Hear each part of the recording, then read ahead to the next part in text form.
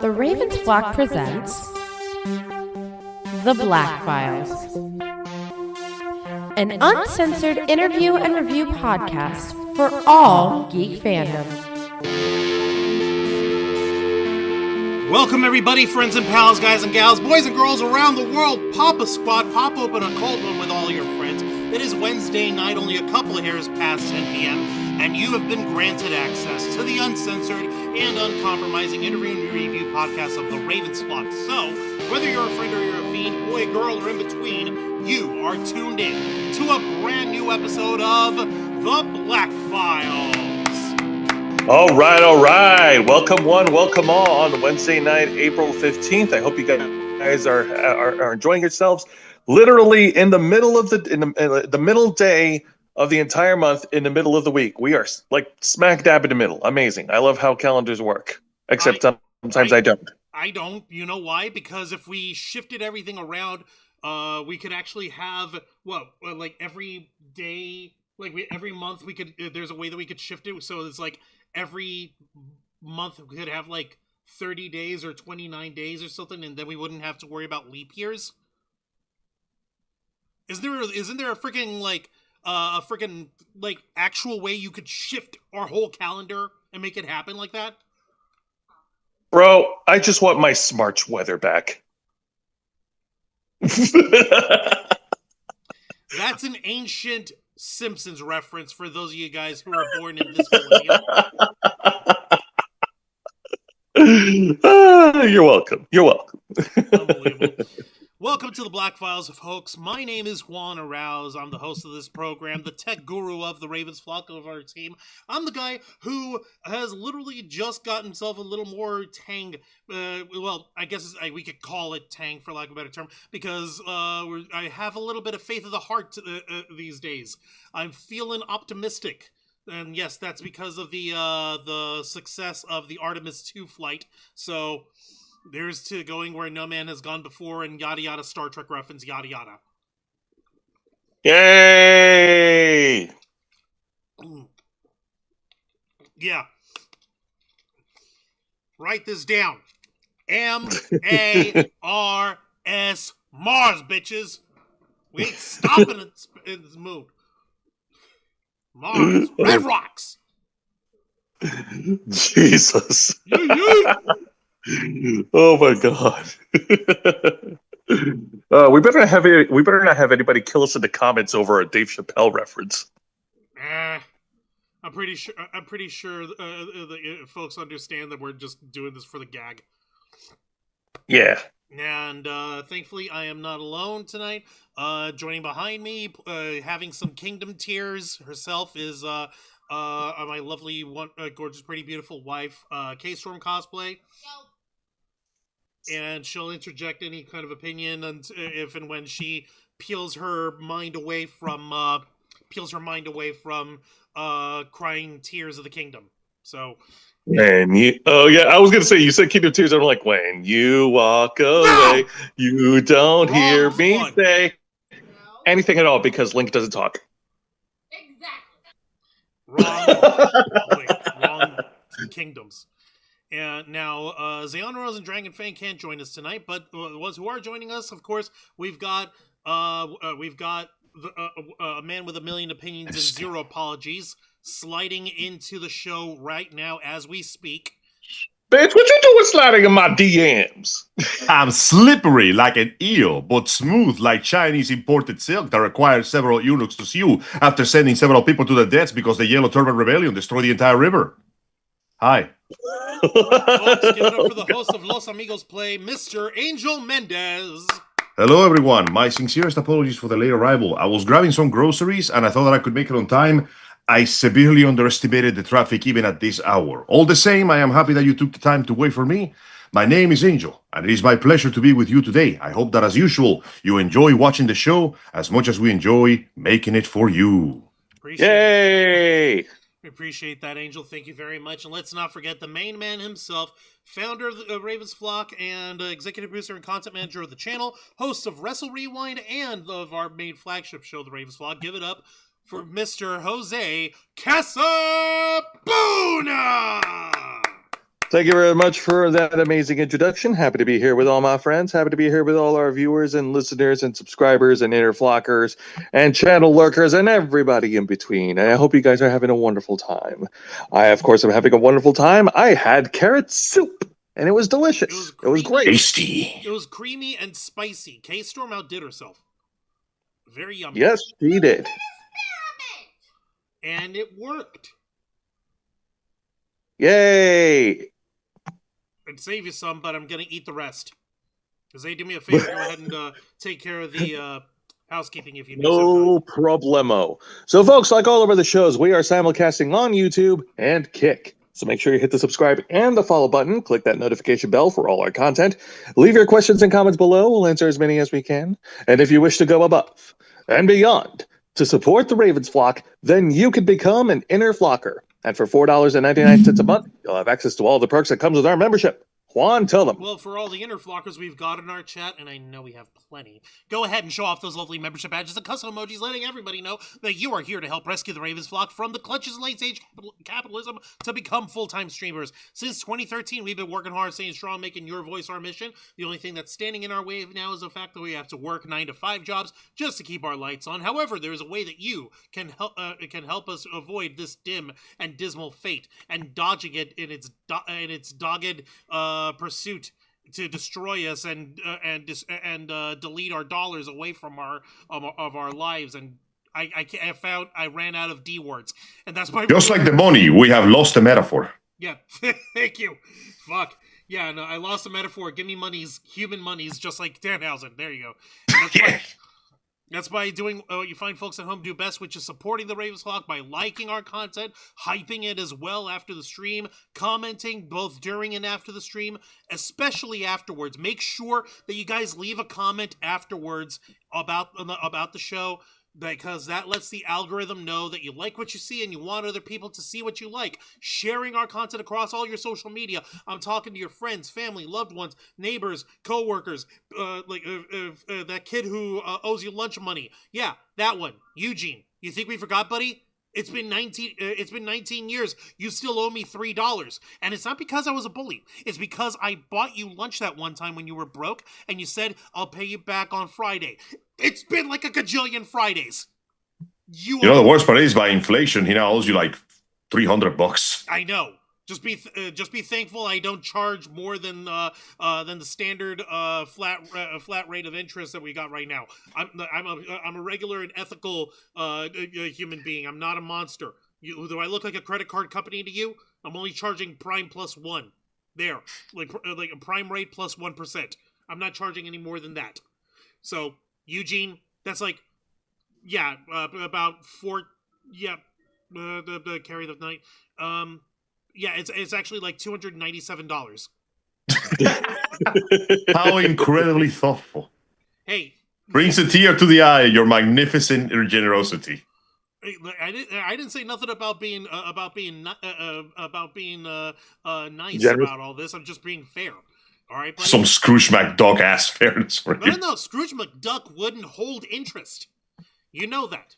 You and I both know that. Scrooge McDuck is one of the few billionaires who, even though he would be excellent to roast and excellent to eat, we do not eat that billionaire.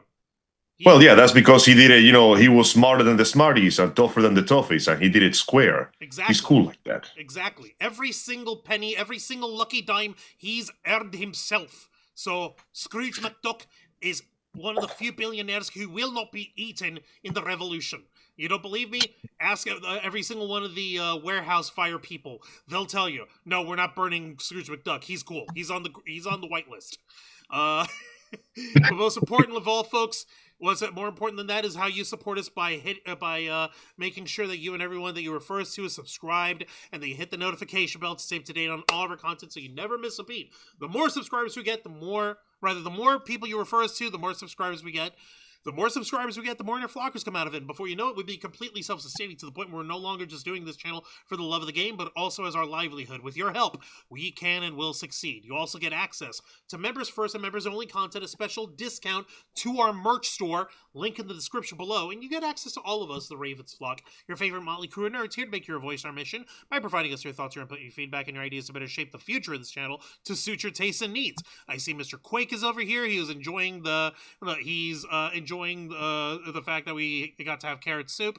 And we also see David Ramirez up in the chat. How's it going, David Ramirez? Hello. Welcome to the Black Files. You were asking earlier, hey, when did we start? We started. I'm glad that you're here with us. I'm hoping. But let's go ahead and jump in on this. I know that this is a bit more niche than what you guys are used to over here, because in the Ravens flock, we don't really get to delve too much into the world of pop music or the music scene as much as one might expect. You know, you'd think that We're more of heavy metal kind of guys. Well, yeah, more like heavy metal, more like punk rock, more like freaking alt rock. If it's an anime soundtrack, that's usually the shit that we listen to. Unless it's baby metal. What? No, you listen to baby metal. Of course you listen to baby metal. I mean, he's saying that is the exception to the rule. Okay, well, yeah, that's a good point. But then again, we do delve in when it comes to whenever the artists themselves, the musical artists, if they have any sort of issue or if they have any sort of major bone of contention that has been made public. For instance, the whole stupid shit with Diddy. The less we say about him, the better. Diddy did it. And it's as simple as that. That's as far as I'm concerned. Anytime Kanye West, also makes any waves for being completely brain fried at this point, I'm pretty sure the poor dude's just like completely gone at this point. He probably I'm thinking that Kanye probably got a hold of his own farm or ayahuasca or peyote or something, and he just. He's got stupid rich money, so it wouldn't be surprising if he did have his own farm of peyote or mushroom farm or whatever. Remember, kids, any drug is bad in excess. Too much of a good thing will mess you up. Even the so-called harmless drugs can be bad for you if you take too many of them. If you take too much, exactly, yes. But this actually comes back down to another topic that we touched upon in the past, involving the machine of pop groups and pop bands and stuff. This only really came up to me in the forefront because this past weekend, the first weekend of the Coachella Music Festival, oh boy! With a big bang. Everybody was loving it. Everyone was going crazy and bananas. You had the Friday night show headlined by Miss Sabrina Carpenter, everyone's favorite 5 foot tall, extra horny, hilarious blonde chick who put up. Remember, guys, if you ever get mad at her songs when they complain about men, just remember that you can be literally looked down upon her and all your anger will just vanish. Imagine a woman that is literally too short for you trying to complain. Imagine it. It's like every time I talk to one of the twins, I have to resist the urge to pick her up and put her on top of the fridge. Fuck her. Oh my god. But Angel, you're not. Run. He can't run. He's already already tired from work.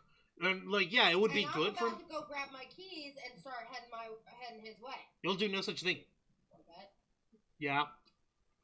Run. She won't do it. No, but the Anyway, Sabrina was there, and she was cute, and she was short, and a lot of people screamed really loudly because she was there. Yes, she was there. She sang.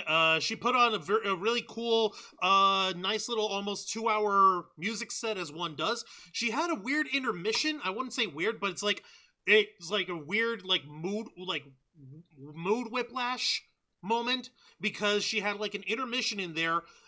Because the stage setup looked like half indoors, half outdoors, and they had a convertible in the middle of the stage. And oh yeah, I remember seeing that clip. It was very spectacular. I know, it's it's so odd, it's so bizarre, because it wasn't Sabrina doing anything. It was actually acclaimed actress Susan Sarandon dressed up as a future version of Sabrina Carpenter at a drive-in. and Okay. like having like an inner monologue about looking back at the life of being a pop star, of being a singer, of being an actress, of being in the spotlight, and like, hey, you know, like, I wish I had time for this, and like, there's always this. No, it's really like beautifully delivered because We interrupt this musical festival to give you a severe moment of quiet self-reflection as you remember the past and look forward to the uncertain future. actually, Yeah, let's party! actually, yeah, that's actually that's pretty much exactly how it went. That's actually Sometimes the artists surprise me, and I mean that in a good way.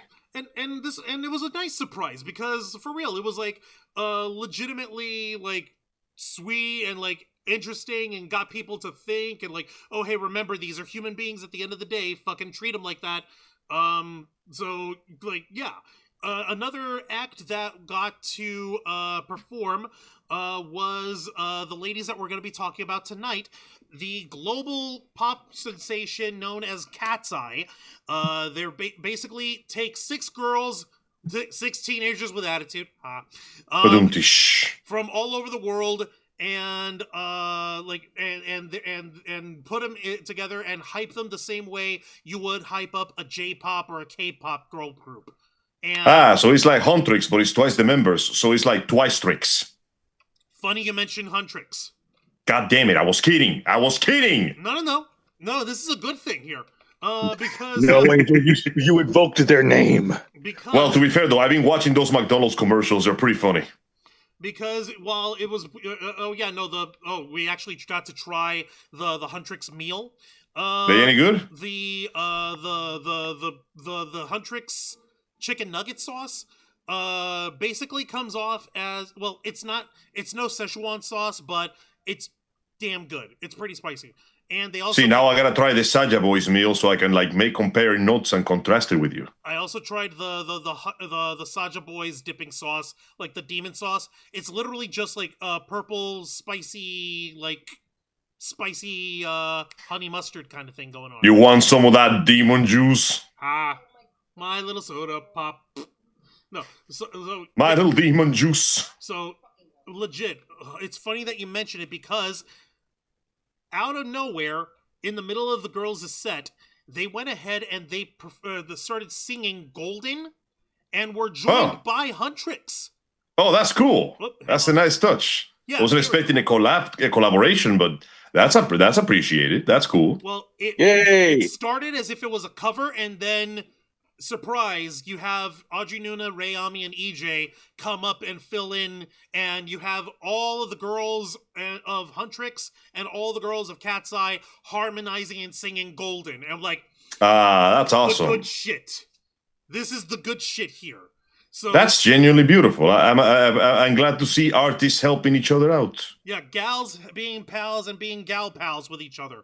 From here, you could even see, I'm sharing an article from Hollywood Reporter, Coachella's golden moment. EJ, Rayami, and Audrey Nuna joined KATSEYE for surprise performance. Yay! But it was wonderful because, like I said, the girls from KATSEYE just started singing it themselves. And they finished it off. Everybody got hyped. Everyone was feeling the love. Everyone was feeling Spring break. Whoa! Glory. Well, actually, fucking yeah.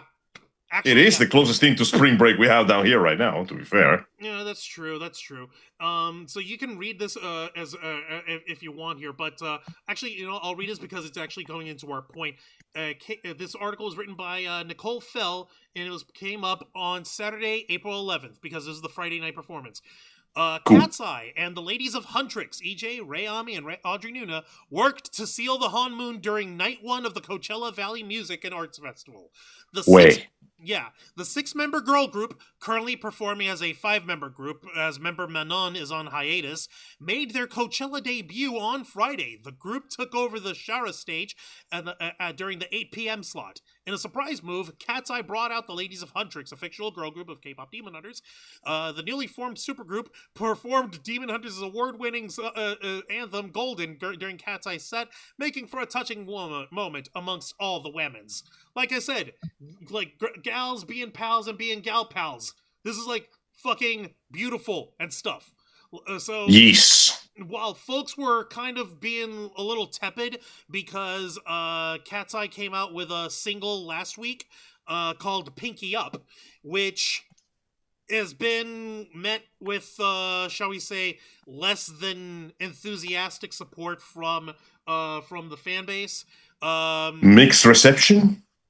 More like, not so much mixed, is more like, come on, you can do better than this. Oof. Yeah. Well, this is one way to get back some of that juice. Yeah, like even though they were performing that and folks weren't quite as hyped, it was when definitely when Huntrix joined them on stage that the hype came right in, and so like yeah, the honeymoon has been sealed at Coachella. We are secure once more. Thank you, ladies, and thank you to KATSEYE for jumping in and leading this on. But damn it, I say, as I walk away with my bag of suspicious demon-shaped explosives, I'll get you next time, Gadget. Well, maybe you will, maybe you won't. And you can see here the on the screen, as even like you're showing over here, Angel. We've got, and I mentioned it right at the beginning of the article. You see the 5 of the 6 members of KATSEYE.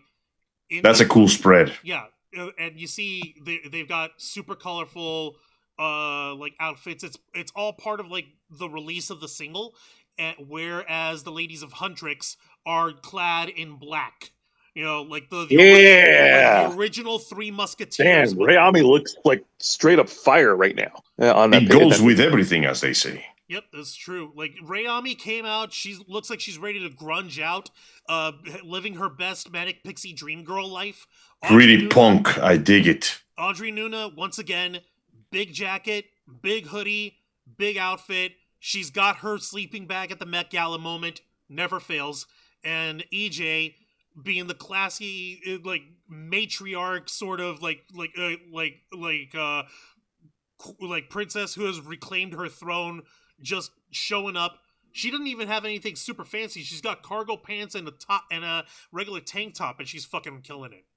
I think that's what we call stylish casual. Sometimes it just works. Yeah, exactly. And so, excuse me. Like, if that wasn't hype enough, I could show you. Actually, I could go one step further by showing you Rayami actually dancing at the Coachella Festival. Because, well, like I said, she's living her best manic pixie dream girl life.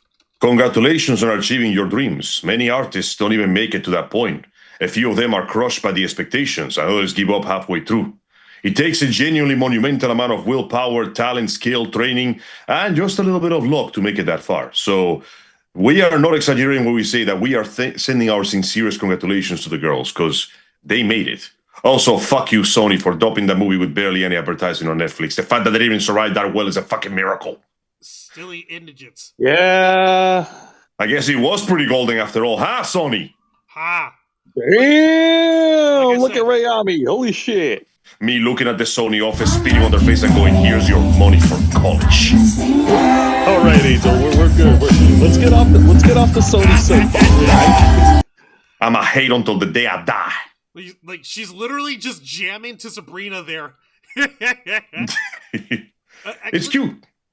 Actually, I just realized her outfit could be like a glammed out version of Tifa from Final Fantasy VII, kind of. Like more, actually, no, the Advent Children. Is she wearing gloves? Not this time, no. That's why I said darn. glammed out, not ready for ass kicking. But that's not what's important. What's important is, like you mentioned here, Angel. A lot of folks are usually have their spirits crushed by the biz, which something that Rayami even mentioned at this year's MegaCon Orlando in the panel that she was in, where she was being like interviewed by panelists and taking questions from people in the audience, which appears to be part of the issues that people are seeing with KATSEYE right now, along with the fact that the song "Pinky Up" came out and it was receiving a lot of flack for like not being as good as the girls can usually sing, because they're not slouches. Every single one of the ladies in KATSEYE are bona fide singers of doom. they've got pipes like nothing else. But the song comes off too auto-tuned. It comes off too like robotic, too produced. Too mechanical. Yeah. Too artificial. Exactly. Thank you. That is unfortunate. I know an artist they can't all be platinum records. But see, the thing with artists, especially musicians, is that when they have an illustrious career or banging songs, it makes the ones that are not as good stand out really well. Like, it's like you look at this beautiful, spotless field covered in snow, but the only thing you can see is that black spot in the corner. And it's embarrassing too, because you know that you've been scrubbing at that one spot and nothing. It doesn't bother me. It doesn't bother me. It doesn't bother me. It doesn't bother me. It bothers me. It bothers me a lot. Yeah.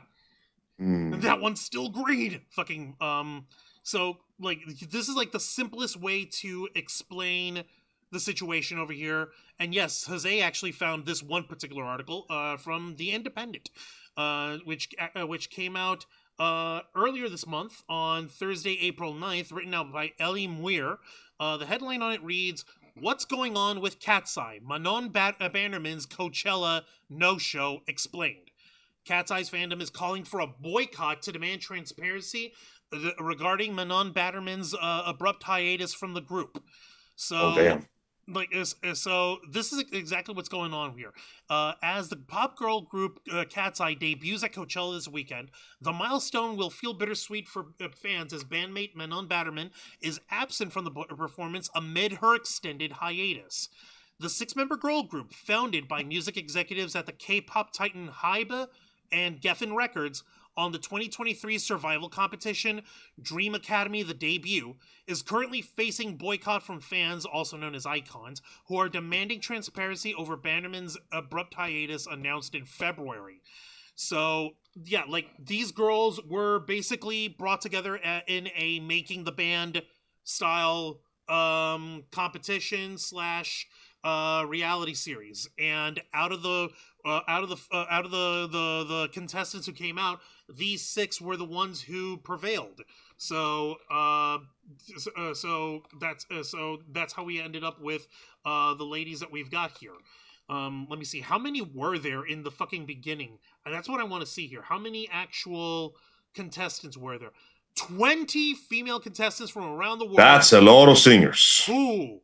Yeah. Damn. I mean, that's nowhere in the levels of American Idol, but still. No. That's a very large number of a lot of talented people throwing their lot in there. You're practically playing dice with talent and hoping to God you get something good. And the way it was ranked, the way it was all voted on, was by the fans, by the audience getting to see, and you basically vote up the contestants, so whoever had the lowest ranking votes were the ones who get eliminated from it. And the live finale apparently occurred back on November 17th, 2023. So it ran for 12 weeks. It was how long this show ran out. So the 6 winners of the competition are, of course, the aforementioned Manon Bannerman, Megan Skandale, Yunchae Young, Daniela Avanzini, Lara Raj, my fave by the way, and Sofia La Forteza are all the ladies who ended up with the highest ranking votes, ended up winning in the competition, and they were the ones who were selected to form KATSEYE. All right, everybody got that? Yes. Cool. Okay, because I'm not repeating myself. So, yeah, consisting of Bannerman, Daniela Avanzini, Lara Raj, Megan Skandale, Sofia La Forteza, and Yunchae Young. KATSEYE was conceptualized by the same team behind the K-pop mega group BTS, regarded as one of the most successful boy bands of all time, to form, quote, a global, diverse, and multi-talented girl pop group. On February 20th, Bannerman, age 23, announced that she would be taking a, quote, temporary hiatus from the group activities to focus on her health and well-being. H&G, the acronym to symbolize the joint venture between Hybe and Geffen Records, said at the time that they fully support her decision. So, however, fans grew concerned as Batterman's absence stretched on longer than expected. She did not appear in promotional materials for the group's new single Pinky Up, released on April 2nd, and has since removed all references to KATSEYE from her Instagram bio. Bannerman did not feature in the single's music video release on April 9th. So here you can see the ladies in the band, in the group, and from left to right you have Daniela. You've got Megan, Manon. This is the young lady who's on hiatus.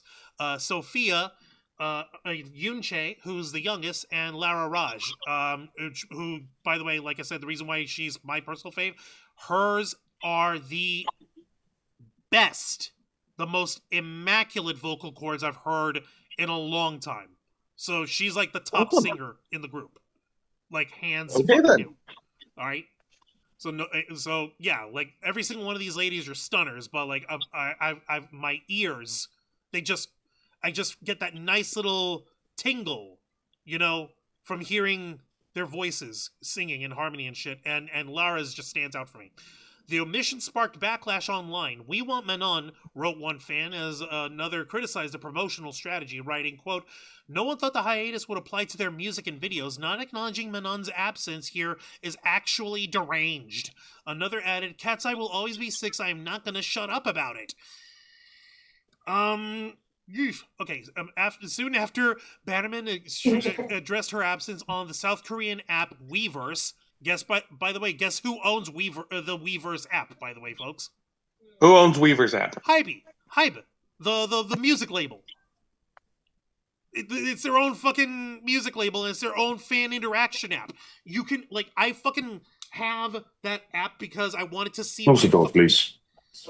I wanted to see what it fucking looked like, and get this. The way it looks, it's basically, it looks like a standard, social media app, I guess you could say, but...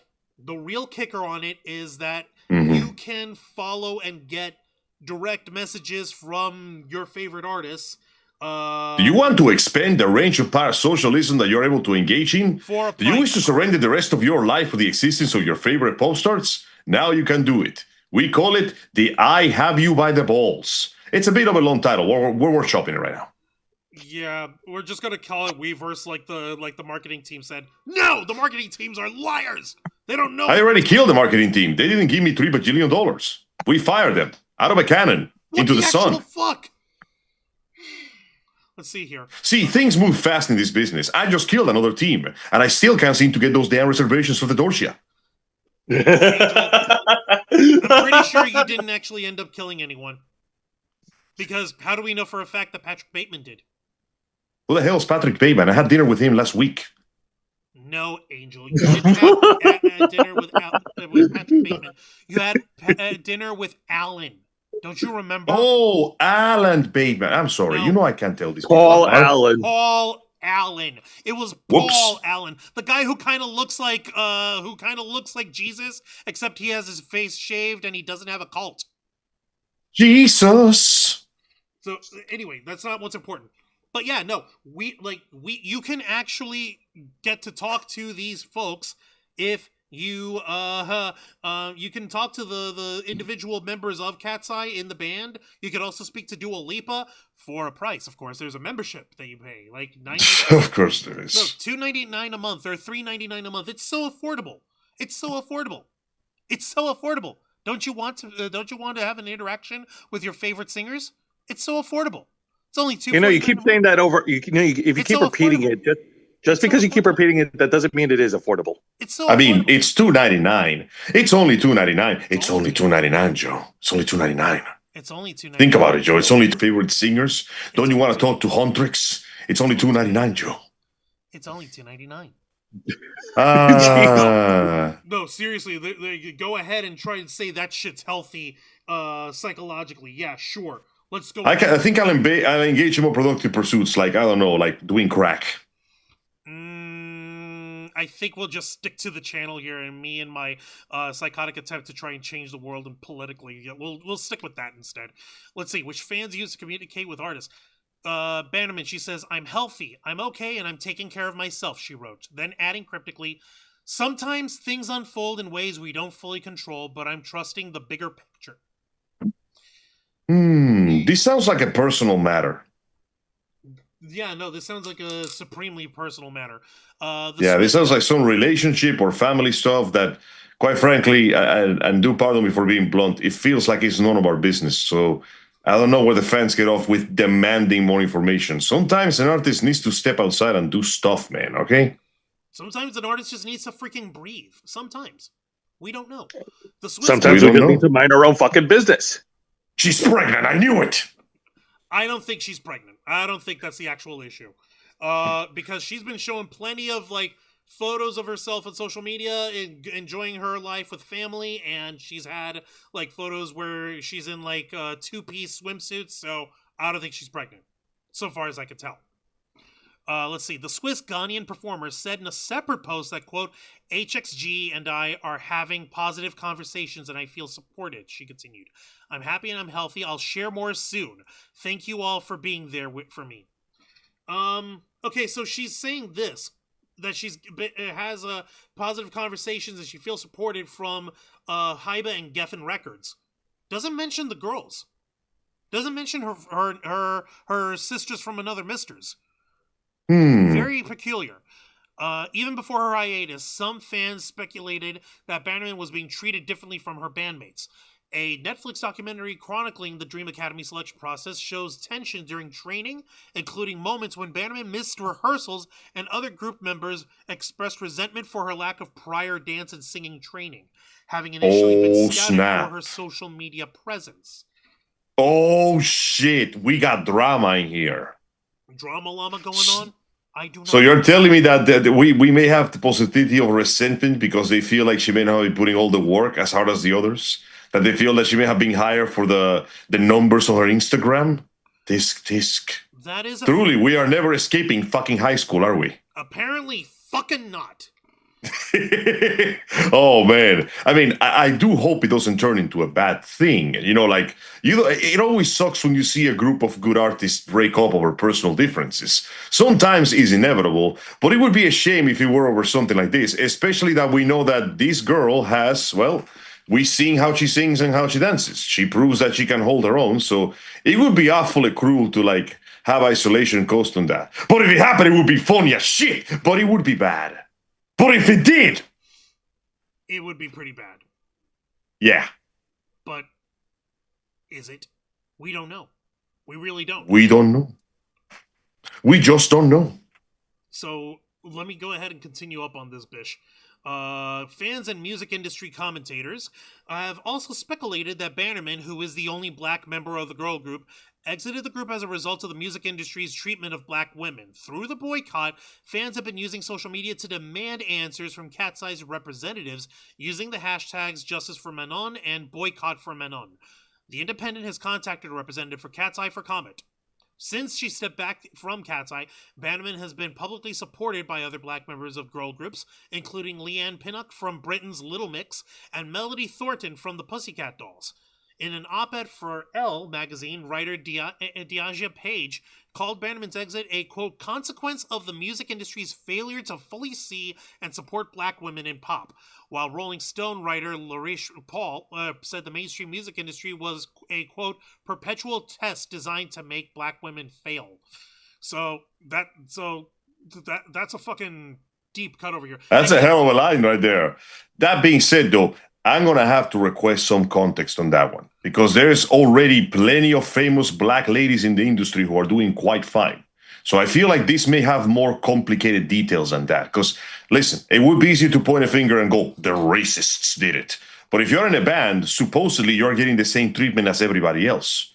Unless, you're not pulling your weight. So I want to know what's going on in there. Unless you're being shafted, of course. Exactly. Obviously, if you're being shafted, if you're not getting the respect you deserve, the collaboration effort you deserve, the money you deserve, then, that is some bull. It really is. And we work on performance here, people, not skin color. And that's something that that anyone could tell. That every single one of the women in KATSEYE, if you see any of their music videos, if you listen to their music, you see and hear every single one of them were completely like putting their whole ass into it.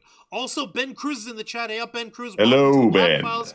I appreciate you Hey, joining. welcome. And I was going to bring this up here, buddy. Ben Cruz says Manon was at Coachella in the crowd supporting KATSEYE. So, Well, now then. yeah.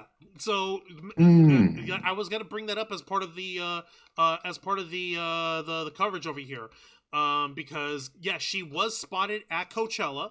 She was there, and but it was actually part of the freaking coverage we had here tonight. Like, yeah, How strange. Manon spotted at Coachella after KATSEYE's debut performance without her. And yeah, she was having a ball, having a good time, the same as everyone else at this insane music festival. Stop it. Freaking, I can't buy your fucking thing. Like, see, here, her and the other singer who's with her, Lizzo, were apparently enjoying Justin Bieber's set at fucking Coachella. Oh yeah, that was pretty funny. Justin Bieber decided to hold a concert for his fans, and he just basically, it was a very, like, how do I put this, low down concert. There was no special effects, no big show. My man just showed up on the stage and he just sang whatever the fans requested him to, and he just got a huge amount of views on that.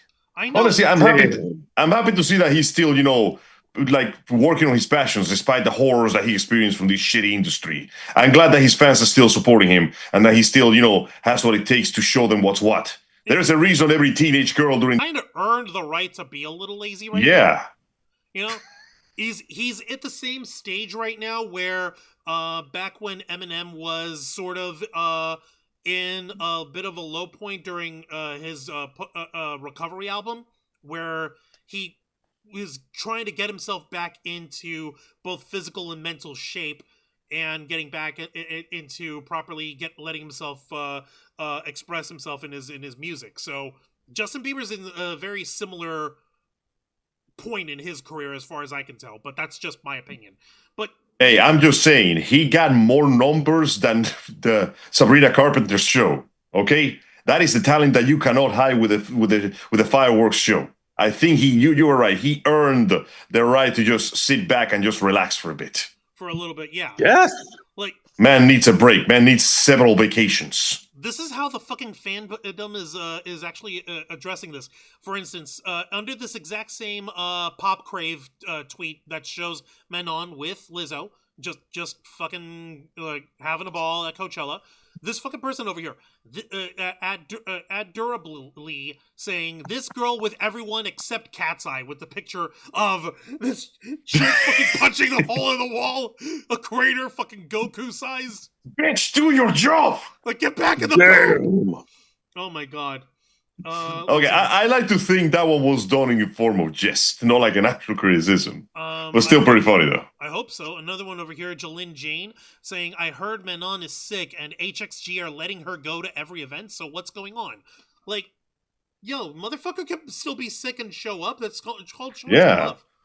I mean, okay, let's say that she's sick and, you know, she can't sing or dance right and she needs some time to recover. Okay, cool. You get like fucking like first class tickets to any event we go to, so you can see how, you know, how hard we're working in your absence. So when you come back, it will be like you never left. Exactly. And when they said I know I would want my friends to see my work or hard work pay off, even if they cannot participate directly. I would want to see my friends succeed and freaking like flower and shine and bloom the way y'all deserve to here, because, you know, y'all are my homies, y'all are my family, and you know, like Zayana and Dragonfang, y'all are family. You, Angel, and thanks, brah. Family to me. Jose, you're family to me. Not by choice, though. I'm kidding. No, I'm fucking goofing here. I want to see my friends succeed, except you, Joe. It's all your fault. Like, what? And by the way, when they said that the reality series was called Dream Academy, they took that a little too literally for the finale on here, because you see the outfit every single one of the girls are dressing, schoolgirl outfits, academy outfits. Ha. Hey, you know what? Might as well go the whole round of it. You know, it's an academy, it's a school setting. We gotta it's necessary, okay? Because K-pop is like 2 degrees away from J-pop, and J-pop is Japan, and Japan is the animes. So it's like 70 degrees of Kevin Bacon, but instead of Kevin Bacon, it's a schoolgirl in a race car. Well, I don't see a race car involved in any of this. The race stuff. car is very important, trust me. You think KATSEYE ought to have a race car of their own? Yes, actually, I think most K-pop bands will be more interesting if they literally drove through the crowd. But can't have everything I want. I know. You no artistic performance sates your needs if there isn't any form of wanton, reckless. One day, another artist will truly move my heart the way he did. One day, there will be another Michael Bay. Jesus, dope. In a February 2026 interview with The Cut, published days before her temporary exit announcement, Bannerman criticized the work-life balance culture in America and addressed the scrutiny she faced for being sick during rehearsals at the Dream Academy. Being called lazy, especially as a black girl, is not fair, Bannerman said at the time. Now I feel like I always need to put in extra work to prove something, even though I really don't. When the band was formed on the debut Dream Academy, fan voting determined the final 6-person lineup. Like I said over here in the pageant-style live show on November 2023, a 2024 Netflix documentary about the process called Popstar Academy KATSEYE captured the physical toll of training and the stress of public scrutiny. Since their debut, the group has had chart successes with singles Gnarly and Gabriella. The latter song saw the group nominated for Best Pop Duo/Group Performance at this year's Grammys. They were also nominated in the Best New Artist category, which ultimately went to British singer Olivia Dean. So, like these girls have only officially been around since November, almost 3 years ago, and they're knocking it out the park. And one of the other, I won't lie, those are some pretty solid accolades. And like the one big thing that really catapulted a lot of public attention was the infamous KATSEYE Gap commercials that was made. So it was literally like a collab between the girls group and the Gap, and they celebrated that by announced with the Better in Denim music, like semi music video commercial, where they were dancing to Milkshake, Bring All the Boys to the Yard and shit. You've all seen this video by now at some point or another. And this is one of those, like... So that's what that was. Yeah, that's them. They're KATSEYE. And you see it even start cool. with Menon front and center showing the dance moves off over here. And... Yeah, I've seen it. Yeah. We know. Yeah, we've all fucking seen it. It's like... It only came out 7 months ago, and it has 68 million views. Oh, man. It's impressive growth. Nice. Fuck. But it's almost nice. But what isn't nice is that what we're seeing here right now is unfortunately a very unenviable and sadly very, I'm going to say inevitable, but I wanted to say predictable aspect of this kind of fandom culture. The fact that not only the news outlets, but even the so-called fans are trying to dump on her from taking care of herself only shows the fact that some people become so obsessed with their favorite pop stars that ironically, for somebody who claims to love them, they are very quick to dehumanize them. They want them to be machines. Always perform at your best. Every single time, all the time. Shut up and dance, you monkey boy. I'm the boss. Dance, clown! Turn your tears into a smile, and your sorrow into a glaring applause. Something Pavarotti. Don't you mean Pagliacci? Yes, but Pavarotti saw Pagliacci once. It was a very moving performance. Like, my 5-year-old self had no idea what the hell I was listening to, but I could feel his pain. The pain, Juan! I have no idea what he's saying, but I know how he's feeling. And bro... He's just like me. This Italian 50-year-old opera singer is just like me, for real. No, that if you actually listen to the story of Pagliacci, it's an incredibly sad and tragic story about literally a man who has to bury his sadness because he is under the impression that his beloved woman is cheating on him with another member of the troupe. But he cannot let the sadness show because the show must go on and the crowd cannot see him cry. Otherwise, it might destroy his perfect makeup. It's brutal. Here's another freaking theory under which the situation may be unfurling for all of this. Yes. You noticed how Manon's her statement show that she's got the support from the label. We don't hear mention of the rest of the girls being That's right. supporting stuff, which begs the question, like, okay, is there drama? Is there trouble in paradise? Because every single one of these ladies, like, throughout the time, you see them, even when they're like live streaming, and yes, you can watch them live stream on Weverse, on that South Korean app. Like, you can watch them for free. You don't have to be a member. And How thoughtful. And I know how generous, how gregarian of them. They're literally just shooting the shit and like interacting like young women do. Now, here's the bit that may be a bone of contention. There may be trouble in paradise. This is an AOL article. I know, AOL. What the fuck? Wow.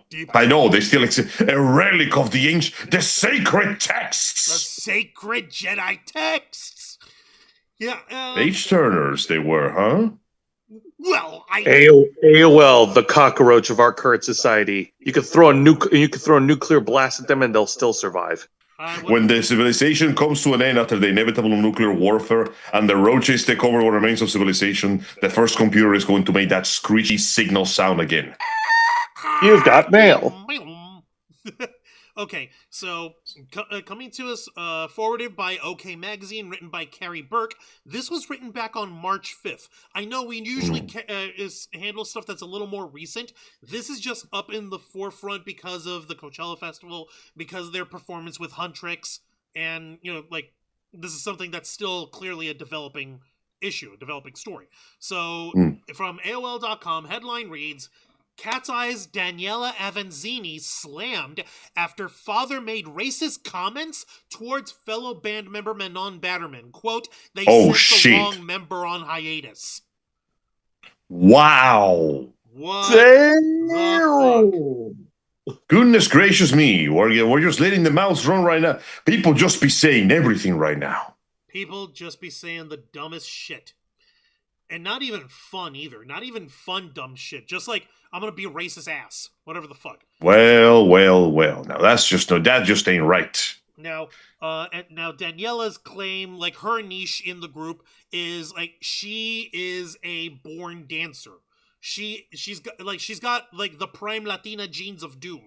She's got every single like movement that you can like have to like. She's got every single checklist that you would need, like checkmark mix up to max out her dance stats. All right. She has the moves like El Jagger.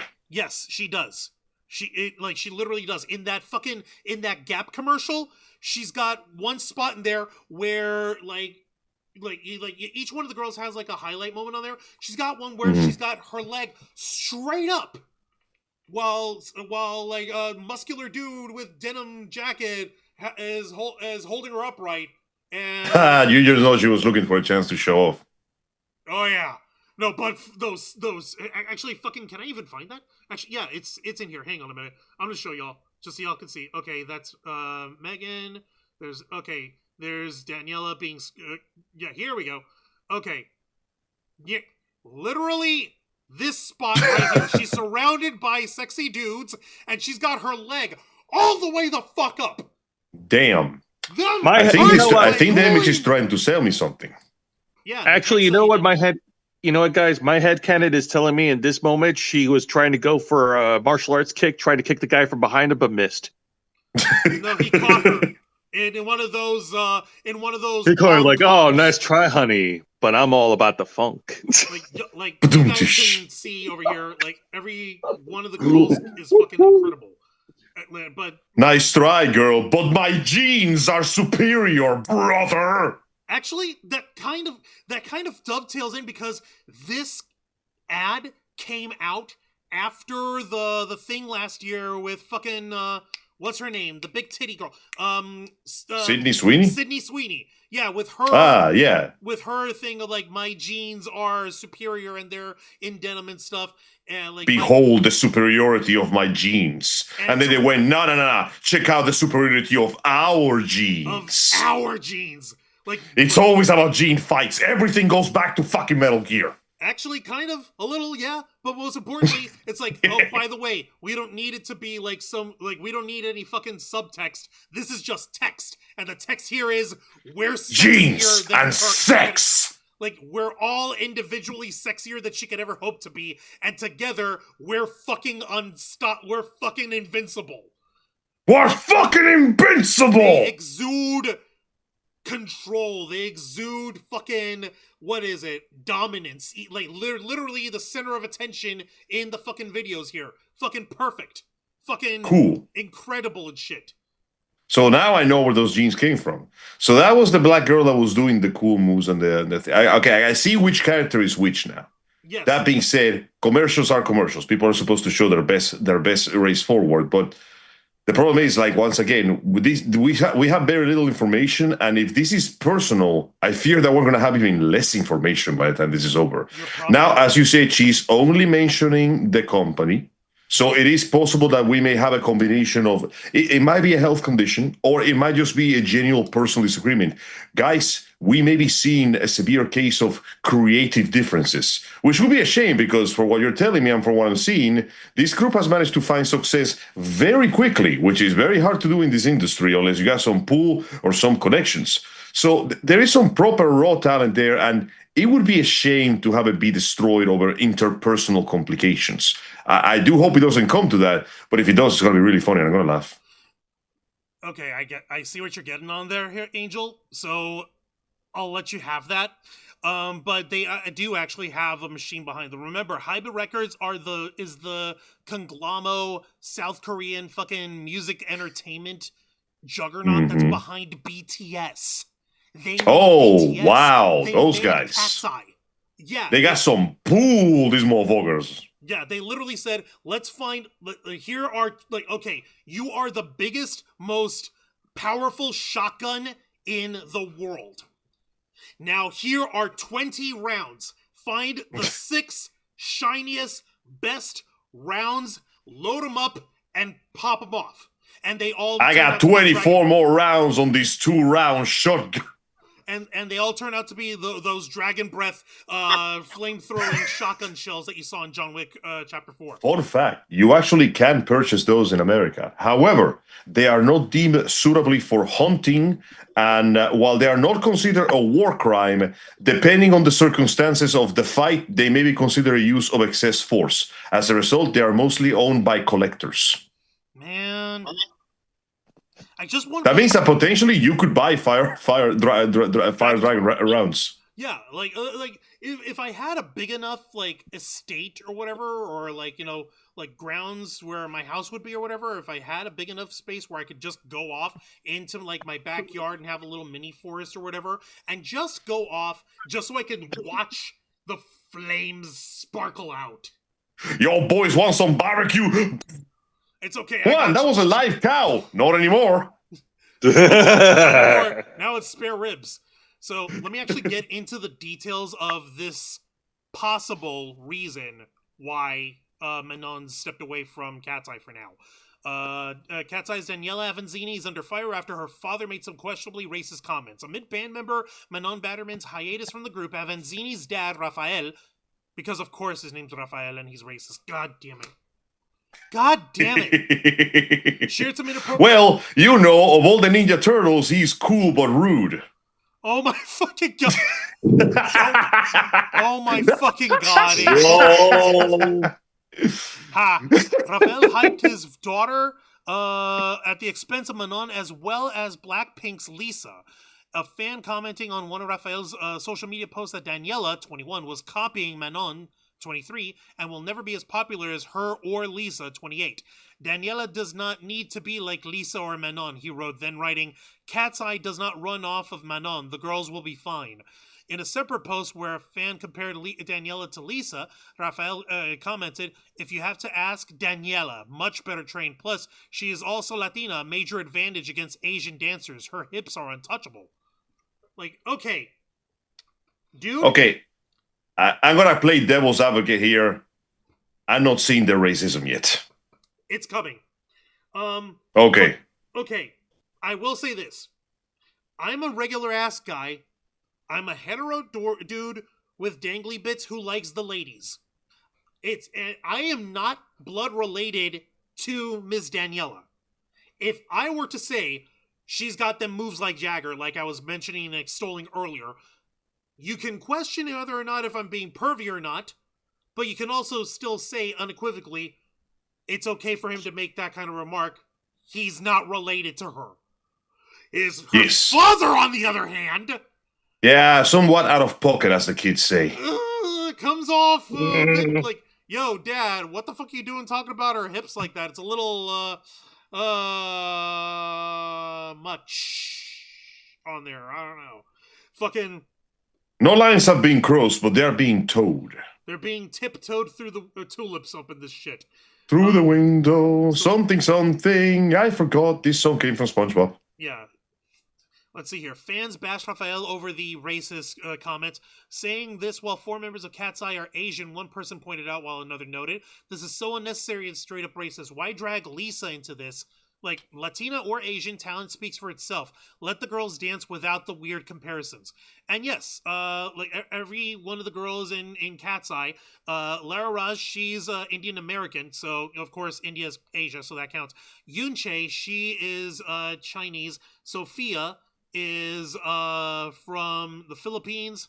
And shoot, I'm sorry, I forget. We have like 7 flavors of Asian in here, plenty to pick for. You got Asian persuasion up in this bitch, and there's nothing wrong with that.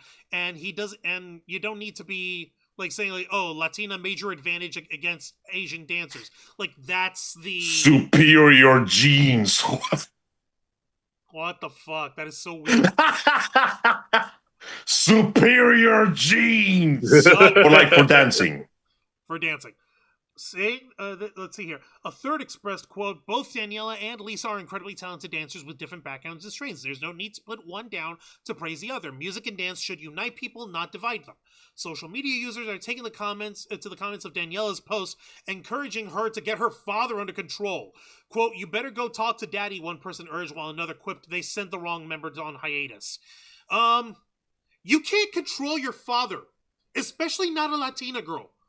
Like, yeah. Like she's daddy. More importantly, it's kind of stupid to expect the child to be held accountable for the actions of the other adult. Okay, that's just dumb. Like, despite Daniela also being an adult, like she's what 21. That said, fucking exactly. Like it's like you may be daddy's little princess, but there's no fucking amount of like daddy princessing. Pretty please stop being creepy and racist on social media. It's hurting my career.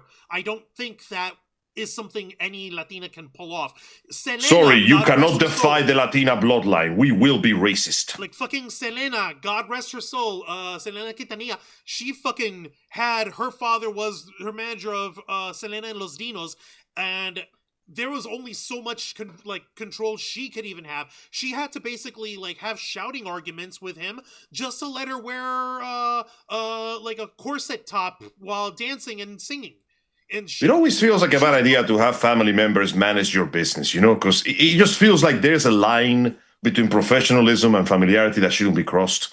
Having family members manage your band or manage your business, I don't know, it feels like a bad idea from the get-go. You know what I'm saying? Yeah, no, I know exactly what you mean there. It worked out for the Jacksons for a little while. Yeah, but there's a reason why everybody only remembers one Jackson now.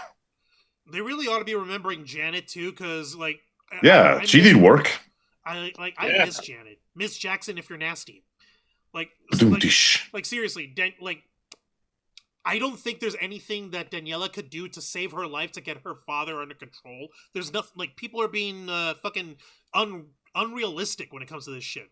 Rafael? No surprises there. The fans always have this weird sense of entitlement, even towards the stars that they like, that they somehow like. It's weird that the people that love the stars so much tend to dehumanize them the most, because at one point they stop thinking of them as people and start treating them like toys. Exactly. Yeah, and that's what bizarre. That's what happened with Miss Britney Spears. Fucking exactly. That was a mess right there. No, and like recently, Britney had to check herself into rehab over here because she's realizing like, oh shit, I've relapsed on alcoholism over here. I've got to get myself checked in. but like at least she's able to do that herself. But the nightmare that she was living through, god damn it, she was basically. I would not wish that on anybody, quite frankly. No, neither do I. Let's see here. Rafael later apologized for his contentious words. Check this. I want to apologize to Manon and to everyone I affected, especially icons. I wasn't in the right headspace when I wrote those comments, and I know I came off rude and insensitive. That was wrong of me, and I'm truly sorry to anyone I hurt, in a February 23rd Instagram post. As a father, seeing your daughter get so much hate online is really painful, and I reacted without thinking clearly. I let my emotions take over, but that still doesn't excuse what I said. He added, looking back, I understand that I should have stayed in my place and not involved myself in online drama. I only wanted to protect Daniela because the comparisons and nasty comments were hard to see, but I handled it the wrong way. I don't come online often, but when I do and see that negativity, it hurts as a parent. I will take this as a lesson, stay offline, and focus on supporting and protecting my daughter in real life. Exactly. Next time, just get a shotgun and shoot them in the face like a regular father would. Sorry, K-Storm. Sorry, honey. But, no, like... God, damn. Ugh. Well, listen, sometimes the best you can ask for is this. It could have been worse than just doubling down, never apologizing, and turning this whole thing into a big, stupid drama that would have lasted for several months. Sometimes all you can do is go, sorry, I messed up, won't happen again. I mean, shit, what else do people want at that point? Groveling? Whippings? People want hangings on the public courts? And it's so weird. Hey, up there, Lisa Boo. On second thought, we should bring back the public hangings. That sounds like a great idea. No, public beatings. Never, let it be known, the public beating has not gone out of fashion. Eventually, the morale will improve. Eventually. We will make sure of it. Lisa Boo's in the chat. Hey, up, Lisa Boo. Welcome to the Black Files. Hope all is well. Been super busy lately. Glad she's getting help. I know, Brittany has been going through hell. And I'm hoping to God that these girls in KATSEYE do not have to deal with that. Because, like, listen, I know what it's like. I've seen stage moms. I have seen what stage moms are like. They are nightmares. Oh, yeah. Stage dads can be just as bad, but there's no fucking getting around it. That shit is scary. We've seen horrors. Horrors beyond belief. And the last thing these 6 ladies need right now is having drama coming up as a result of their parents shooting off at the mouth, fucking running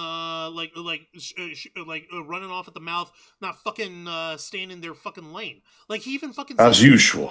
He even says it at the end, like, moving forward, I'm gonna stay in my lane and just support my daughter in real life. Good. The smartest thing you can do with online discourse is ignore it. It's amazing how things just stop mattering when you don't pay attention to them when it comes to that crap.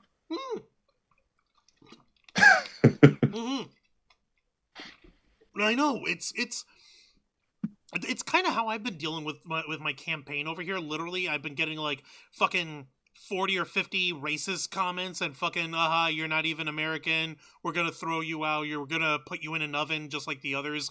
Fucking bullshit. Do your thing and move on. They are strangers, they are numbers, and they will go away the second you blink. I literally just gotta fucking ignore them over here. But at the same time, like, these girls have an entire record company conglomerate backing them. They've got their lives pretty much set here. The suits are there.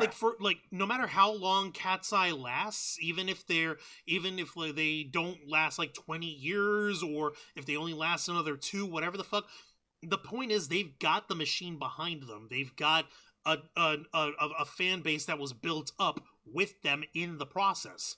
So I understand the rabid fucking support, but at the same time, it's like, did you people learn fucking nothing? Did you learn nothing from how we treated, like, the girl groups in the 90s, how we treated Britney Spears, how he's treated chicks like Jessica Simpson, fucking, No, nobody learned, because those people already grew up, and their children are doing the same thing. Welcome to high school. It hasn't ended yet. It never ends. My God. Hey, Juan, don't blink too hard. Homeroom is about to start in 50 minutes. Fuck that, I'm skipping. But don't you want to sit next to the chair with the only computer we have while I want you to do is keep looking at YouTube videos about cars for some reason? Jose, you want to watch 3,000 videos of, like, why were they so fascinated by cars? I don't understand it. Honestly, neither do I. You know what? I blame the Fast and the Furious movies. Those films were like a constant of my life, even when I didn't watch them. And now they're American shonen movies. I mean, yes, not even exaggeration. Fast and the Furious is basically like American One Piece, except Luffy died. Let's never compare it to One Piece, please. That is a besmirchment and an insult to One Piece. I don't know, man. I was going to say, I think Angel's mentioning it as a compliment. Yes. They ain't that big. Are you sure, bro? Okay, it's Fast and the Furious. Okay. Let me ask you this. When people are overthrowing their governments over in Southeast Asia, are they flying the flag of? Are they flying the Jolly Roger of the Straw Hat Crew, or are they flying Dominic Toretto's fucking Vin Diesel's fucking muscle car on a flag or whatever as a sign of? Okay, that is an unfair comparison. You know nobody in South America has a car that nice. Said Southeast Asia, and yes, they do. They make them there. Yeah, but they don't drive them. They're not allowed to. Everybody knows that if a South Asian drives a car that is more than 50 horses per hour, they will literally explode. Oh my fucking lord. You know why Indians exist and why trains get killed them so often? Because they violated the mandate of heaven by touching cars that were fancier than they were. My god, Angel, what the fuck? The gods are not pissed! Jose, help me out here. Your thoughts on all this? You've been a little quiet so far, so I know that... No. Yeah, no, these are definitely like cautionary warnings that you have carefully addressed, and I'm hoping that that KATSEYE will not fall into these traps. I mean, here's the thing, Juancho. We're all human. We all make mistakes. There's going to be challenges ahead of us. We're going to have moments where we're going to fall on our faces. It's going to happen to us, like it happens to you, me, Angel. It happens to everybody. It's going to happen to them, and if it does, they will learn and do better, and just keep moving along. It's taking an awful long time for these fucking fans to learn, though. I'll say. Well, fuck the fans. There, I said it. Fuck them. If they want to swim in their own like fucking pool of blind hate, that's on them. Like, that's just it. It's not coming from hate, though. Like, here's the thing. You've got people who There is no emotion more hateful than love. They think that they're coming in out of love and concern for the girls. These are the same kind of fans who think that they're defending KATSEYE. The honor of my waifu. Exactly. As if they were fucking standing up for their own, for Kasane Teto over here. Even though Kasane Teto don't need no man. Right. I don't know. She seemed to like them very much in that Jin commercial. No. Angel, Kasane Teto's a Vocaloid. Don't you know her? Oh, sorry, my bad. I only know one Vocaloid. I know, Hatsune Miku. She's everyone's best waifu girl. No, it can be helped that she's the only one that's actually popular. Well, she's basically the unofficial mascot. Yep. Every now and then I remind myself that technically she's owned by Sega, and I just get the massive whiplash. Like, all right. Also, Sonic the Hedgehog. Also, yes. Sonic the Hedgehog. Which is why Hatsune Miku's in that Sonic racing game now. Yeah, that's her husband. Sonic Racing Cross Worlds. Sorry, we really gotta get our hands on that game later. I know. I am. Don't freaking worry. All right, I'm gonna get my hands on it, and we're all gonna play it. Damn it! After we're done moving into the new place. Like the interview that they were talking about here is this one from Nylon Magazine. Like they said, even in the fucking beginning of the article, they say like, wow, even on Zoom, these girls know how to make an entrance. Like, nice. Check it. Every single one of them, all 6 of them. So they took this photo before Manon took her break, but it came out for this month's edition of Nylon Magazine. So every single one of them. Apparently, this was to the debut. By the way, Yoon Chae had just turned her hair blonde. Everyone else is wearing wigs very nicely. oh, here, but only Yunche, the youngest girl in the group, she was actually like, no, I'm actually dying at all. So Wow, I respect the commitment. right, so you go fucking figure. But like it's in this like fashionable fucking magazine where they had the like, look at this shit for real. They put these ladies together like fucking works of art over here, man. It's fucking incredible. I don't see any fucking problem with it, and you gotta fucking treat them with respect and respect the fucking and respect the hustle, because like getting into makeup and getting into these kind of fucking wardrobe fittings is a pain in the ass for people. Oh, it certainly is. But like what they mentioned here was that it was in this particular interview where they were talking about how Manon was bringing up the demands of having of working out and of rehearsals and vocal training and all that stuff, because this shit is stressful. So like I don't see any fucking if it wasn't, they wouldn't be as successful as they are right now. Just saying. No, you're right. They wouldn't. It's part of the suffering. It's part of the matter. And it's also sorry. What? Sorry, yeah, no. Megan, the one I didn't know where she was from. She was born in Hawaii. Okay, cool. Huh. All right, look at that. So that's the tropical flavor of South Asian. See, there you fucking go. All right. Now, beautiful. Well, it is getting a little late, so I gotta turn myself in. Allow me to drop in my last thoughts about this whole thing. Yeah, go ahead, Angel. Might as well. I was going to say it's very early still. 11. What time is it? 11:29. Yeah, dude, I gotta sleep. It's 11:30. I gotta sleep too. I gotta wake up at the same time. No. It's cool. Angel, go ahead. I gotta work, my man. Sorry. Question. Let me know when the twins are available. I'm supposed to get a couple of recording lines from them for the Little Bros project, and they have not been available for a while. Angel, I'll talk with you after we're off in the group chat, and you'll see why they're not going to be available for a little while. I'll check. Anyway, now for this, I'm going to be the bearer of the unpleasant truths here, and I'm just going to say, no, the fandom is never going to get better. Because the business relies on them being like this. They are not going to get better. They will never get better. And even if some of them get better, the vast majority are not supposed to get better. So the best thing the girls can do is go on with their lives, do their concerts, work on their craft, and try to get over whatever issues are happening right now that are preventing that one singer from coming back to the group for the time being. I hope that whatever is going on, she can get over it very quickly. But the worst thing they can do is worry about the online space, because the online space is curated to be a pigsty. It's meant to be a free-for-all gladiatorial arena where people fight each other with no sign on end. You know what social media is? Social media is the shittiest version of Valhalla imaginable. All that do is people is literally scream at each other, fight each other, die, and come back 3 weeks later to do it again. So don't bother. Don't waste your time. Just keep doing your own thing. Ignore the haters, as they may say. And for the band itself, well, I hope that they continue to succeed. I hope that they continue to find success despite the difficulties they're going with, and I hope that their lost member can reunite in the future.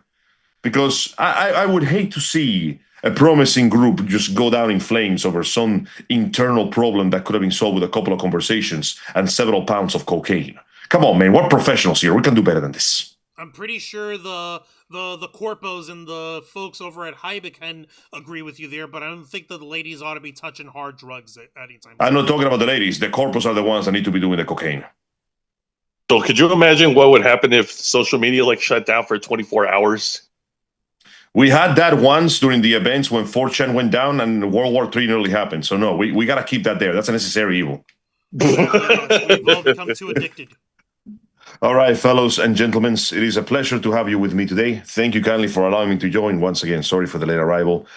But nonetheless, I am glad that everything is going well with you guys, and I hope that I will see you in the future. Thank you kindly for your time. And it has been a pleasure to once again scream about nonsense in the world. Appreciate it, Angel. We will check with you. Yeah, no problem, man. And have a good night, man. We'll check you later. You will. Love you lots. Later, man. And in the end, no matter what the K-pop can say, it doesn't matter, because Sonic the Hedgehog is the greatest K-pop star on Earth. And if you don't believe me, listen to the fucking Force soundtrack. Or Frontiers. Sing? Doesn't matter. He creates the music. It's in his heart. And Angel's gone. God dang it. K-Storm, I know you haven't been too tuned in. I haven't been tuned in at all. Oh, okay. Never mind. All right.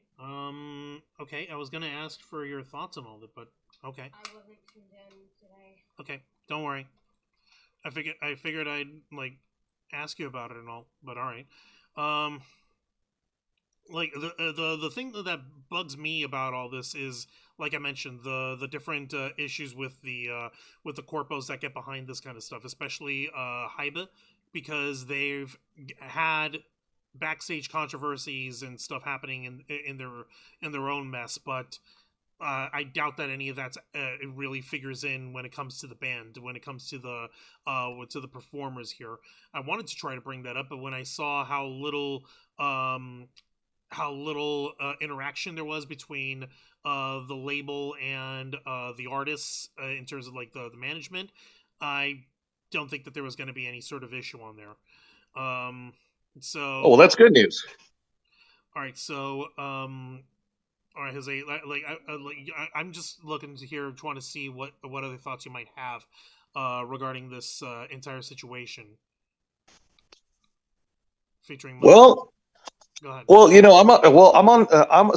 I'm siding with Angel on this one, and yeah, no, worrying about the opinions and about what's posting on social media as far as the band goes, as far as Cat's Eyes goes, like that should be the least of their concerns. Like they should not pay attention to that noise for the time being. Like they should just work on themselves and just work on furthering their own careers. Like critics are always going to be like, yeah, no, like social media, like Angel said, it's a fucking pigsty. It's ridiculous. I think the world would go. The world would be in revolt if social media was shut down for 24 hours. I mean, Social media no is one where would survive nuance a day. goes to die. Yeah, no one would survive a day if social media had a 24-hour blackout. No, I think we would do a lot better psychologically, but Are you sure about that?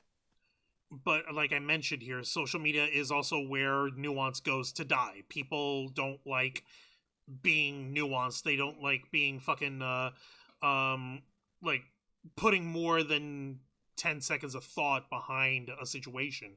They want to have Correct. their And while I understand that there are people on social media who are trying to speak out of good intentions, who are worried, and I say this with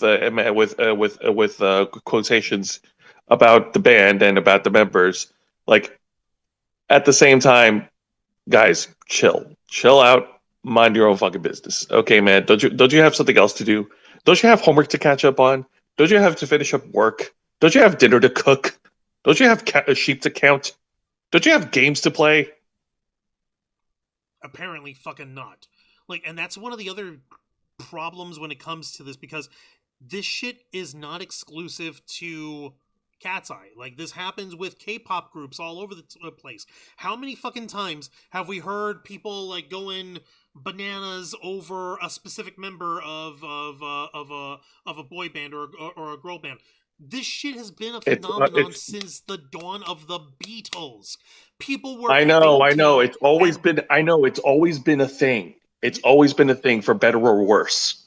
and it's so dumb too, because it's a thing that doesn't need to be happening, but people are so passionate and so excited and so excitable about their favorite singer, about their favorite band member, like, oh, this one's the hunky one, this one's the sport, like everyone had their fucking favorite, and they would go fucking crazy over it.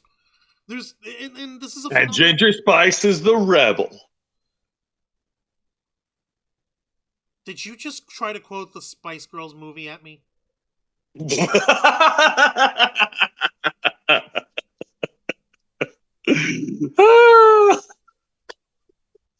Sorry. I had to. Just why? Okay, no, yeah, Lisa Boo also gave some flock emojis over here. I still have nightmares about not being able to get to class on time, lol. Oh my lord, we're doing the fucking classroom thing. No, but, like, I'm sure, like, if Andy on Popcorn Planet, I'm sure that if he was tuned into this section over here, he can clearly see the parallels with what happened with Britney Spears and was what happened with these different singers and stuff. And he could clearly see, like, even with like Michael Jackson's mental health and stuff, how this crazy shit can just pile up on somebody, and if they don't have the right kind of support, they're not gonna do well. You know, like, go ahead and, like, Lisa Boo, do me a favor, tell Andy to freaking watch this episode of the Black Files, and so that he can get his own 2 cents in on this shit. And folks who even wanted to try to do conspiracy theory about this, because, like, because this whole thing of, like, oh, Manon's being too lazy to show up and whatever, they're like, fucking even try to equate that in the music videos, because, like, when the girls came out with the song Gabriella, they came out with 2 separate videos. One which was like your standard music video, right, where you've got like a story playing out and everyone in there, right, Jose? Yeah. Special guest course. Jessica Alba in it, and it played off like a telenovela kind of fucking Hey. And the other was what's called a performance video, you know, so where you actually get to see the girls do, like, the dance moves that everyone will be emulating and TikToking and fucking copying over. So, like, and so if fans want to learn the dance or see what the dance looks like, that's the performance video, and they can see that. In the performance video for Gabriella, Manon wasn't in it. She was in the main music video, which they shot after, I think. But she wasn't in the performance one. And that's a weird, like, that's a weird thing that people were trying to point out, because they're like, oh my god, like, she's been so lazy, she should be out of the group already, and she's not even trying to show up. Like, nah, motherfucker. She was literally, like, she was actually deathly sick when they were filming the performance video. She was able to get better, and she was able to clear up enough for them to refilm, and rather for them to film the main music video afterwards. What's even weirder is that before that, they have another music video called for a song called Game Boy. Yay! And get this, they only had the one music video for it, but the way they did it is that Lara, she apparently had, like, an ankle injury or some kind of leg injury of some kind, and she couldn't show for the main music video filming. So what they did to try to accommodate is that they put Lara in a boot, you know, for like a cast, like a boot for your foot or whatever, and they filmed her from, like, the like, just below the waist up, and filmed her separately and added her bits to the rest of that music video. And nobody was any of the wiser. People were none the wiser. No one fucking blinked. Like, Nobody blinked. Like, nobody bat an eye then. But if Manon's all of a sudden, if she's absent, then everyone losing their mind. Like, motherfucks. Even in that same fucking video, even in that same fucking Twitter post that I was showing you guys, in the fucking post, there are even people saying, like, oh, this is what Manon is doing on her mental health hiatus or whatever. I don't know about this one. Another one over here saying, like, go Manon, give us nothing, girl. She likes to party, but never show up at rehearsals. My god, fucking, like, god damn it. Like, let's see here. Manon should have said no pictures because yikes. Seriously? What yikes? What are you yikesing about? She for real wants to be solo artist. I can feel the greed with her, but yeah, whatever she wants, as long as she won't get a case. Are you fucking serious? Taking a break from mental health, but she's out partying, crying emojis. Like, motherfuckers, shut the fuck up. Do you not know, like, people can fucking have us fucking, if we're not always performing for somebody at 1,000,000% all the fucking time, we're being fucking lazy or whatever. Fuck you. Oh my god. Both flops can Hollywood stop forcing us mid-black females and just talented ones instead. Like, okay, that's some bullshit. Girlie's on hiatus for health reasons, but parties everywhere. Lamau, she found a way to network her broke ass. Oh, fuck off! You see what I fucking mean with this shit? And yeah, no, this kind of stupidity, like, what the fuck do they want? Like, nothing will be good enough for these kind of fucking people who are literally just looking to tear somebody down for no good fucking reason. Like I said, but that's because they're swimming in their own stupid filth. pool of their own pool of mediocrity. Yeah. God, they fucking wish they were anywhere in this shit.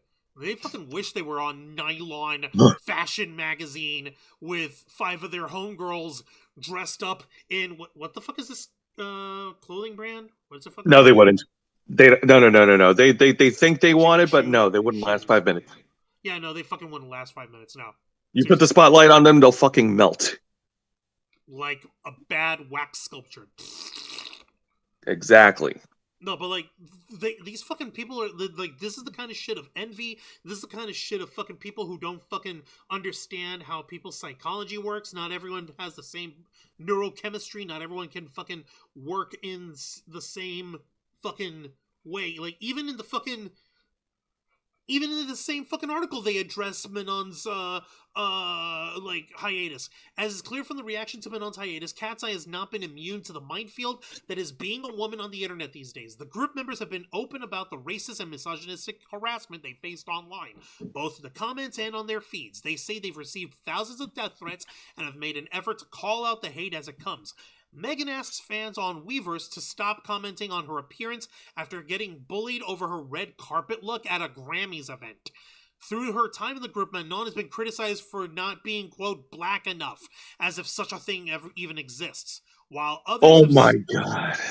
Right? And while others have sniped at Daniela for exaggerating her Latina identity for branding purposes with little understanding of cultural nuance. Motherfuckers. Like, last year, a post from someone supposedly reporting Lara to ICE made the rounds online. Miss me with that shit, to borrow a line from you. Yeah, thank you, Jose. Miss me with that shit. Fucking hell. But seriously, like, those kind of fucking people will never be satisfied. Those kind of fucking people are literally just out for a cheap, like trying to get a cheap rise out of somebody. It's never gonna fucking work. And at the end of the day, their opinions don't matter. Those are not the people. Those are not the people that KATSEYE or any of the other pop bands should worry about, or any other performer for that matter. Like, do you remember, Jose, when Billie Eilish first came out on the scene? She was like 15, 16 or whatever. She was she was coming out in her big like baggy clothes, outfits and stuff, and people were like still like trying to be like, oh, what's she hiding under there? Is she like overweight or whatever the fuck? And when she like started feeling more comfortable, when she turned 18 and everything, and she was starting to wear like more form-fitting outfits, and you get to see she's got like Kat Dennings level of bustiness, everyone was like fucking losing their minds over that. Like, oh, you're showing too much, like on one hand, and the other's like, oh yeah, give me them juggies. What the fuck? Assholes. There's no satisfying them. Fuck them. And you and no one you shouldn't, and no one should spend their lives trying to satisfy the masses, because it's never going to work. It's like, especially not when it comes to this shit. Especially not at the cost of your own well-being. Exactly. No, fuck that. Like, Manon even mentions it in this article. We have to lean on each other, Manon says, but we also have supportive friends and supportive family. It's something that keeps you humble and grounded. And then just having a good therapist. All the members are in therapy. On Popstar, it was clear that the group dynamic hinged on all of the above. Scenes of the girls crying on each other's shoulders during brutal days in rehearsal or calling their parents or friends back home for advice gave the show its heart and humanity. Like, there's all the girls are in therapy, you said? Each one of them? Yes, every single one of the girls. That's good. Has therapy. That's good. I think that's very helpful. Yes. Take care of your brain. It's an organ like anyone else's. Although that's coming from me, who is trying to take care of my brain, and my brain is very mean to me, and I try to ignore parts of it, but then I have to listen to other parts, and that leads to the parts I'm trying to ignore, trying to pipe up, and there's a whole thing about it. Antidepressants. No, but like, truthfully, these girls have these girls are like obscenely blessed with almost every resource you can ask for these days, and that shit can still get to you, and that shit can still be too much, and you'd think that we would be more evolved as people in 2026, but no, fuck that. No, we're still all fucking like, dance for us, you monkey boy. I'm the boss of you assholes. Unbelievable. Why? Because it's easy. Because it's easy to hide behind anonymity and say and post whatever you want, just to get a reaction. For serious. Good grief. Yeah, no. Jose, I'll go ahead and help you get you wrapped up over here, because I'm over here checking out the rest of the Nylon magazine photos and the rest of the interview, because all of this was on the actual magazine itself. So I'm just going through it. A lot of it's just the fashion, and they're like talking about the rest of their time. So if anyone wants to read that, and if you want to learn about KATSEYE, you can read that Nylon article. I do not know where our chat went. Give me a minute. I gotta pull up the fucking. Did I close? It's all right. Yeah. Speaking of chat, let's go over to the live chat and see if anyone has said anything yet. I closed our window without meaning to. God damn it. Nice going. No, I got this. I just gotta do a thing. Where is it? I said do a thing. Fuck you. Where is it? All right. Get there. Get in there. There. There we go.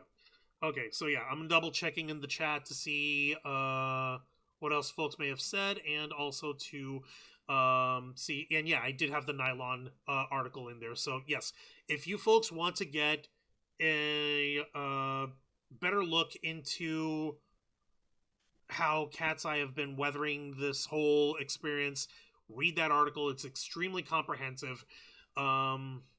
Jose, I'll go ahead and let you have your final thoughts. And are we doing a Wrestle Rewind this Friday? I'm sorely tempted. I'm very sorely tempted, especially after I shared that little joke that that was sitting in my mind with you earlier. You know what I'm talking about. No, I get you, Jose. All right. Go ahead and speak your piece here. All right. No, I think I've already said what I needed to say. I think right now it sounds like, apart from what was her name again? Manon. Sorry. Manon. Manon. Thank you, Manon. Apart from that situation, like, it sounds like, and from what we've seen in the articles and everything, like, and you've been singing their praises, KATSEYE is doing pretty well right now. They're doing gangbusters. And I'm happy for them. And I think they should, like, stay the course, continue to keep doing what they're doing, because you know what, their success, you should not live your existence, like, you shouldn't live or die based on the opinions of strangers. Like, because at the end of it all, yes, that's all those crazy fans, if you want to call them that, are strangers. The stands. Thank you. I wrote you, but you still ain't calling. I like myself. My hold on, hang on a minute. Yeah. You'll have your karaoke in another time, all right? But yeah, the stands. They're, you know what? There's really no defending them. They're fucking ridiculous. They are toxic. There's absolutely no pleasing them, and any attempt to do so would be a complete waste of time. That's not the noise they should be focusing on. I think right now they're doing great, and I hope that they continue to further their success. I hope they continue to elevate themselves even further. There you go. All right. I duck-lipped myself to... Yeah, because I know you were about to bust out your karaoke box, Juancho. Jesus. No, your jukebox. You were about to bust out your jukebox, metaphorically speaking. You're absolutely now, that being said, you know what? For the lulz, and I'm gonna share with the rest of the chat, with the rest of the viewers later. For the lulz, I'm gonna do it. For this week's edition of Wrestle Rewind, which is every Friday night at 7:30 p.m. Eastern here at YouTube at Kick, join me and my tag partner, Mr. Juan Arouse, Don't touch me. as we review, well, at this point, I'm taking a break from TNA Wrestling, but I will be reviewing this week's editions of WWE NXT and AEW Dynamite. So this week, we got two amazing TV specials, Juan. Oh. NXT is hosting their 2-week TV special called Revenge, which is very weird. Revenge. Yes. And on night one, and for the main event for night one of NXT's Revenge, Lola Vice defends her NXT Women's title against JC Jane, who has activated her rematch clause, and she is looking to reclaim her gold. And over on AEW Dynamite, they have their TV special called Spring Breakthrough, where MJF is forced to defend the AEW World Championship against Darby Allin in his hometown of Seattle, Washington. Yay! Tacos. Oh crazy. God, the way Tony Khan hyped this up in the fucking press conference. No, save it for Friday. I'll save it for Friday. All right, back to you, Juan. Back to you. All right, thank you, Joe. I'm gonna go ahead and close you off here. Go ahead. All right. Okay, so while Jose was speaking, and while he was speaking his piece on here, I was also going through a Reddit thread that I'd pulled up about this situation, where people are still speculating and putting out their 2 cents about all this shit. Like, Menon and Daniela are being so dramatic with each other, and so there's clearly heated with each other. When one person shared what I can tell is it looks like a New York Magazine article snippet. That font looks about right here for New York Magazine, don't it? Yep. Okay. And it literally mentions the fact that Manon lives with Daniela. They live together. So what if nothing else, they've got a situation where it's one of those, like, you're living with your roommate and you've got frigging somebody's like you put your laundry in the wrong person's place or whatever. So even if that was the fucking case, which I doubt, at this point, these ladies have earned the right to have a little bit of privacy, to be able to deal with their situations on their own without anyone else speculating or trying to instigate bullshit. And at the same time, like, nothing is good enough when it came to Manon. Like, people are saying, like, oh, come back and sing. And you've got other fuckers who are saying, like, oh, she's so horrible and lazy and she's so bad at this. Like, motherfuckers, you cannot satisfy every single one of these people. So the best thing that you can do is fucking get your mind right for yourself. Get in with your bandmates. Get in with your family. The people who keep you grounded in your life, get with them, and they will be the ones to guide you through whatever storm you need to be weathering. So here's hoping, and I'm crossing my fingers because I really do want to see these girls succeed. I just wish people would just stop being fucking stupid about it all. I really do, because every one of them has potential to be like the greatest of all time individually, but together as a group, they're, like I said, fucking invincible. Like they're excellent together. Even if they're not as friendly or chummy as they're coming off, they're literally just 6 young ladies who managed to win the contest of a lifetime. They came together through adversity, through different situations, in the process of creating art, in the process of creating music and dancing and keeping themselves accountable to, keeping each other accountable for, like, their performance and stuff. And they support each other. So, like, even if they don't support each other as friends and family, like people do.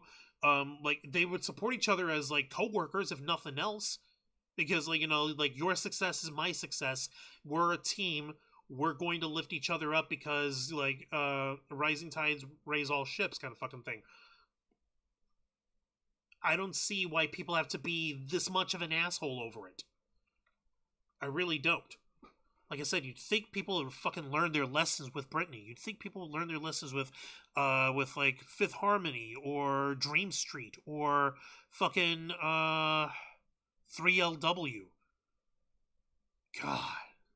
Yeah, I'm throwing a bunch of deep cuts there for you 90s and aughts children. So take that, psychic damage. Huh. However this story ends up turning out, I'm gonna continue listening to their music because like they got the hooks. They got the hooks, they got the moves, they've got the looks, and they've got the recipe for success. They've got the magic formula.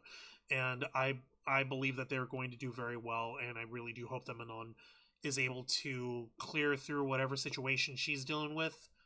And I hope that she's when she's ready to return to the band, to KATSEYE, that they'll come together stronger than before, because they all depend on each other. They're a team, for fuck's sake. And however this story turns out, you better believe that we'll be discussing it right here on this show, the uncensored and uncompromising interview and review podcast of the Ravens Flock, The Black Files, hosted by yours truly, Juan Arouse. Be sure to request access as we go live every Wednesday night at 10 p.m. Eastern Time, simulcasting on YouTube and Kick.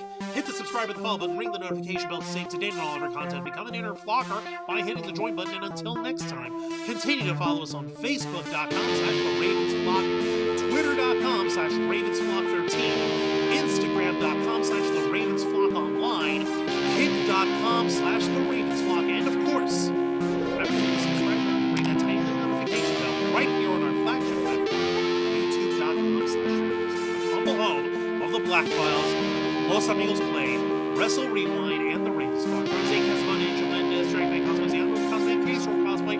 I am Juan Arouse. This has been the Black Files.